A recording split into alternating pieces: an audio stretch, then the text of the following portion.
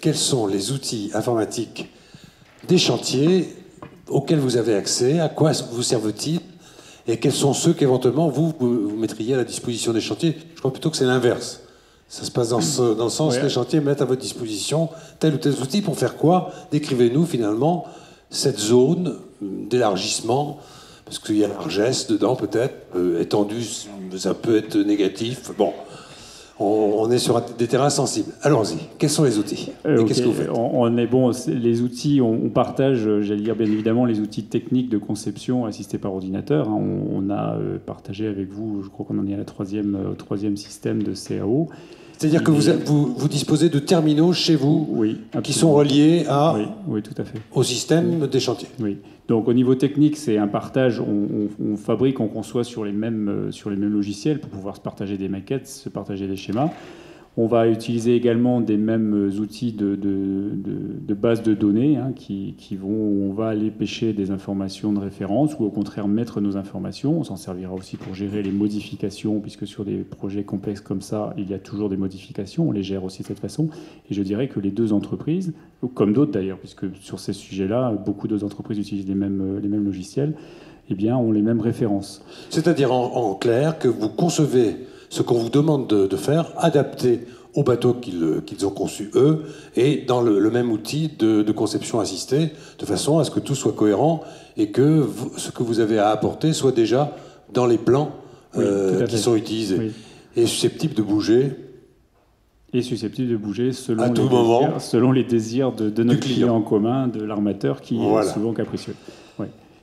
Bon, alors ça c'est le premier outil. Ensuite, il y a un outil qui est vous parliez tout à l'heure de contrôle, effectivement, un outil de reporting qui nous a été présenté. Alors au début, présenté par le client, il a comme nom de code BDRO, je ne sais toujours pas ce que ça veut dire, mais c'est un outil d'ordonnancement qui donc que nous renseignons aujourd'hui sur l'état de nos prévisions d'avancement sur notre métier.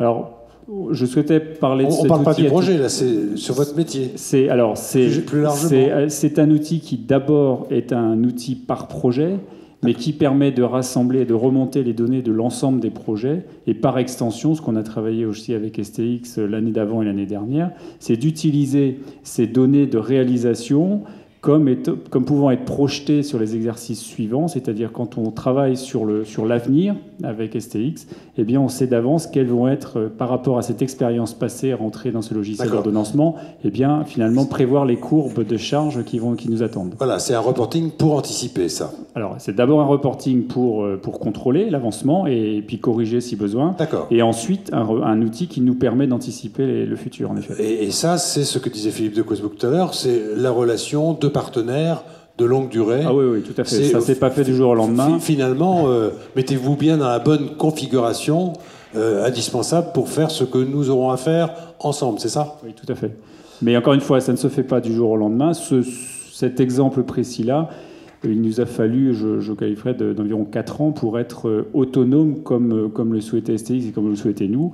Et nous l'avons aussi étendu à l'autre rang de sous-traitants, c'est-à-dire nos propres fournisseurs et sous-traitants à nous, c'est-à-dire l'entreprise étendue aujourd'hui. C'est 3 niveaux en fait. Alors, c'est efficace comme sur le plan de la conception, sur le plan du suivi, sur le plan des modifs, sur le plan du reporting et de toute l'anticipation. Et ça s'arrête là. Il n'y a pas d'autres aspects.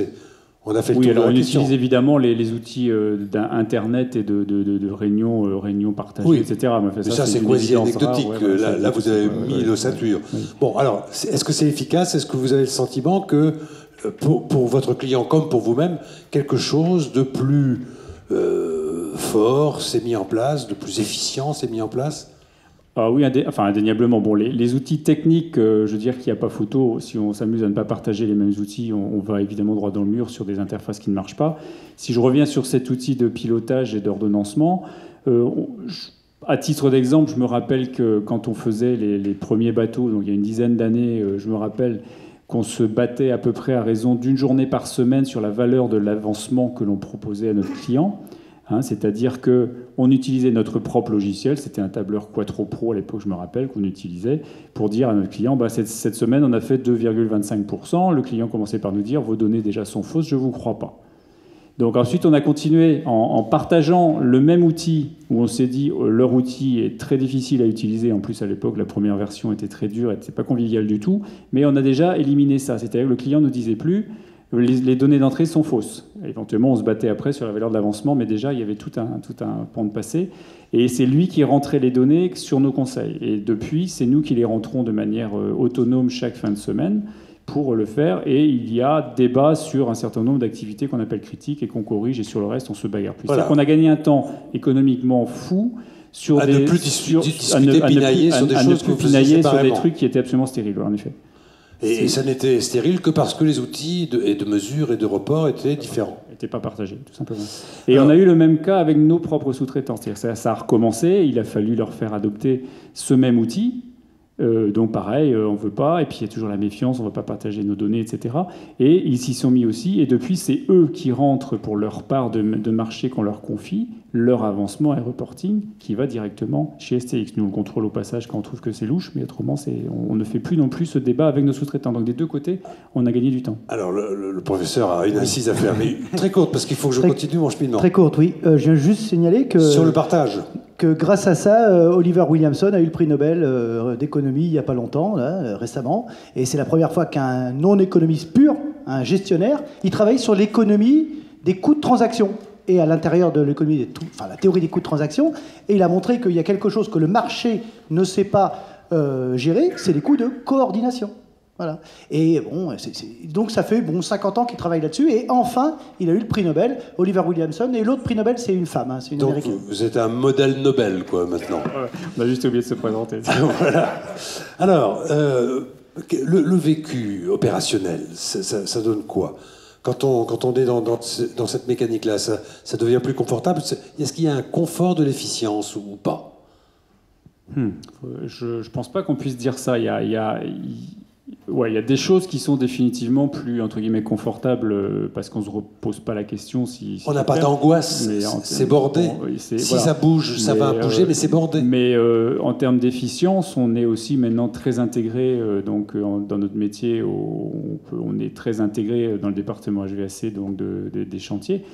Je dirais que commercialement, on est aussi très impliqué sur les projets en amont, et cela suppose qu'on fasse des remises efficientes de prix pour permettre aussi aux clients de traiter, même si évidemment notre marché ne fait pas 100% du bateau, loin de là.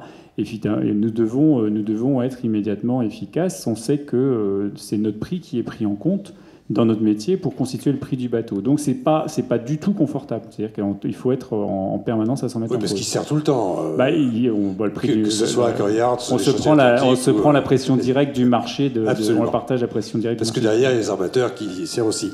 Alors, ces avantages, dont, malgré tout, sur la durée, ça rend plus pérenne votre centre de profit. Il y a une espèce de... Alors, c'est pas confort cette fois-ci, mais c'est confortement. Il est conforté. Oui, pour le coup, oui, parce que l'exemple que je vous citais tout à l'heure nous a permis de partager de manière anticipée notre futur. Chacun on se rencontre tous les 3 mois pour partager les exercices à venir et ce qui nous attend.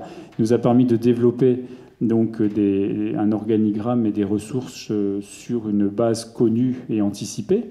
Donc oui, c'est pérenne, en effet. Je ne pense pas qu'on aurait pu faire ça en étant remis en cause. Et votre partenaire a connaissance de ça. Absolument, c'est partagé avec lui. Tout ça est ouvert entre vous deux. Ouais. Alors, il y a un mot, une formule que vous avez utilisée quand on a parlé pour la première fois, c'est finalement, nous sommes un peu le département génie climatique des chantiers. Donc ça veut dire que peut-être il y a un autre vécu, c'est le vécu organisationnel, identitaire. Cette fois, c'est une intrusion, c'est une immixtion, ou au contraire, en raison des avantages, les doubles, voire plus, que vous avez énumérés, finalement, il n'y a pas de problème identitaire chez vous. Je dirais pas jusqu'à des problèmes identitaires parce que les deux entreprises se connaissent depuis tellement longtemps que je pense qu'on a dépassé ça. Mais par contre, des problèmes effectivement organisationnels où j'entends régulièrement, mais c'est à STX de faire ça, pourquoi c'est à nous de le faire ? Et je suis régulièrement obligé de recadrer des collaborateurs. C'est dans vos équipes, ça ? Oui, mais pour essayer de répondre à votre question, pour dire, attends, notre relation a changé, c'est nous, ils comptent sur nous pour faire ça maintenant, c'est à nous aussi de nous adapter, quoi. Donc c'est vécu par les... Alors, pour être clair, ça porte sur quoi, par exemple ?